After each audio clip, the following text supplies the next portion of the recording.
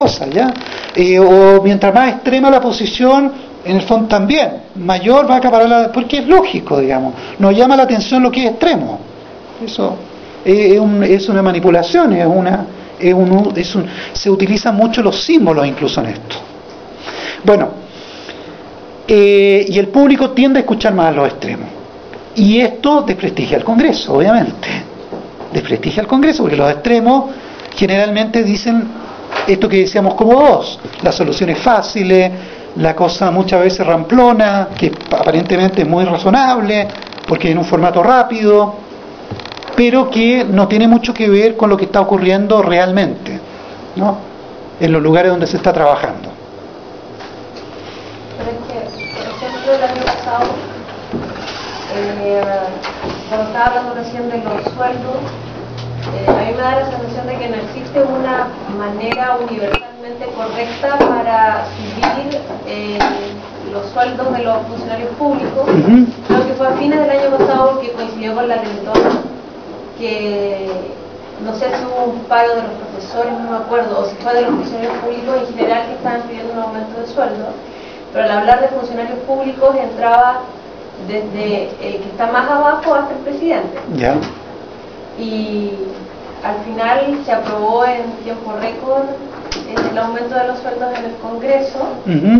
Y no sé si fue en el Congreso, no sé quién aprobarlo, no creo que sea el Congreso, pero en fin. No, si el Congreso, obvio, claro, el Congreso lo tiene que aprobar. Y ahora, inauguró la Teletón, sí. La presidenta lo primero que dijo cuando se subió a hacer el discurso a las 10 de la noche en cadena nacional fue que el aumento de sueldo que ella iba a percibir y que todos sus ministros iban a percibir no lo iban a destinar a distintas fundaciones en Chile, y que ella específicamente, creo que durante un año, algo así, iba a donar ese aumento a la Teletón.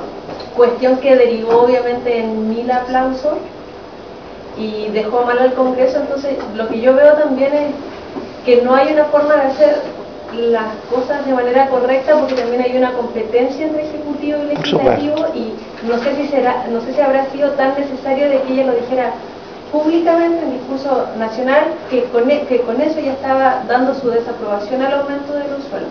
Por supuesto.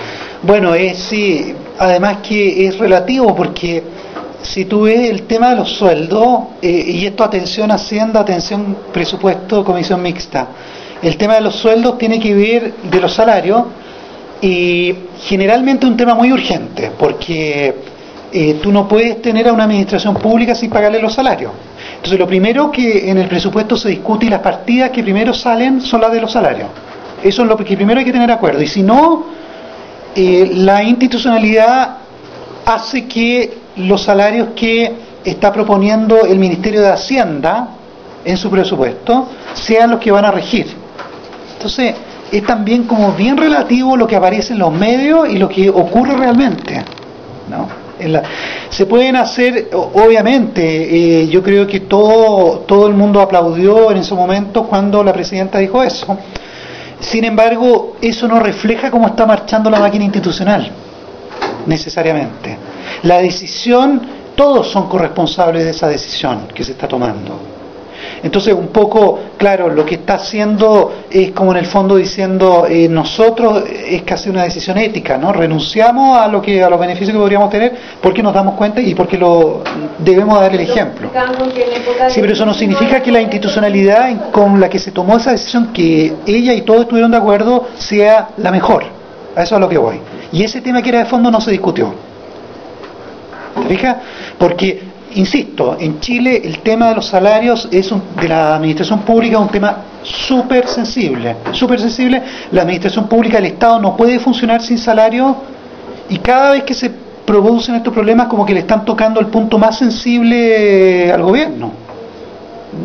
Y porque de eso va a depender lo que pase el año siguiente. Así que muy buena y muy interesante la observación tuya. Bueno, quiero terminar esto. Le dije que era cualitativo, pero tiene un cuadrito, ¿no? Un cuadrito de regresiones. Y este cuadrito de regresiones se lo quiero sintetizar para no tener que darles la lata. Yo después lo coloco en internet y ahí el que quiera informarse más en detalle lo ve, ¿ya?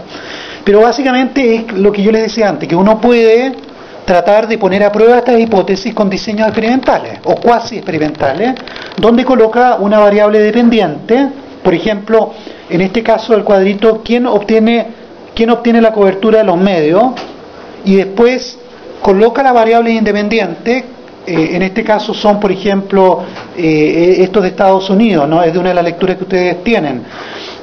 Si era un senador del estado de Nueva York, de otro estado, para controlar, porque también puede ser que influyan aspectos que tienen que ver con el contexto local. Entonces hay que plantearse siempre esa hipótesis para descartar la hipótesis principal que uno tiene. O podía influir el hecho de que el senador fuera líder del partido, los líderes de partido que tuvieran más cobertura, o que fueran presidentes de comités parlamentarios, que son muy poderosos, especialmente los que están en gobierno, constitución o hacienda, esos son los más importantes, ¿no?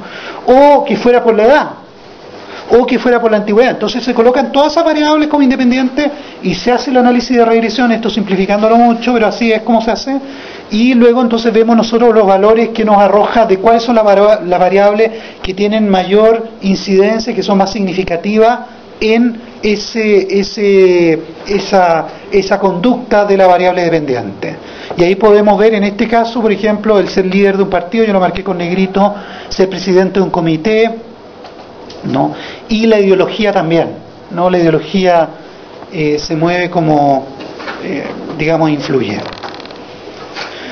Bueno, con eso cierro lo cualitativo y con unas conclusiones, ¿no? Para pasar brevemente a lo cuantitativo.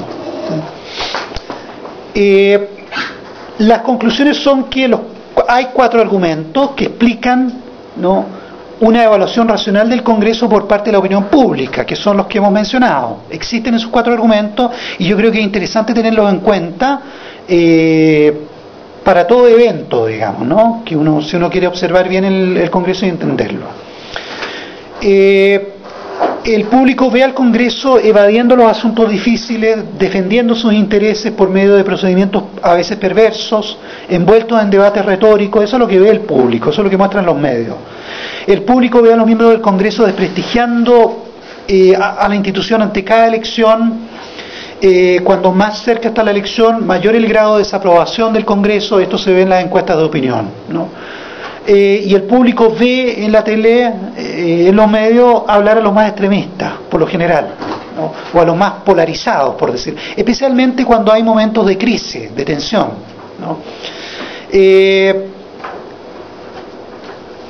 Los ideológicos generalmente son los que están más dispuestos a aparecer en los medios de opinión, ¿no?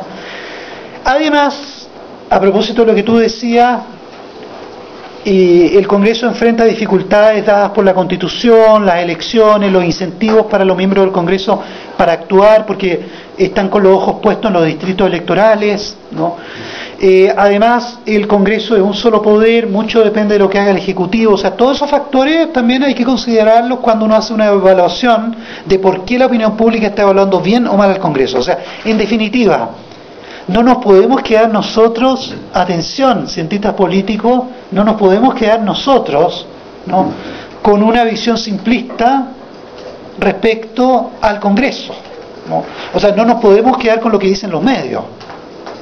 Nosotros primero tenemos que explicar por qué dicen los medios eso, y en segundo lugar tenemos que explicar, realmente acercarnos a las variables que son importantes para evaluar, ¿no?, la actividad del Congreso, de los legisladores,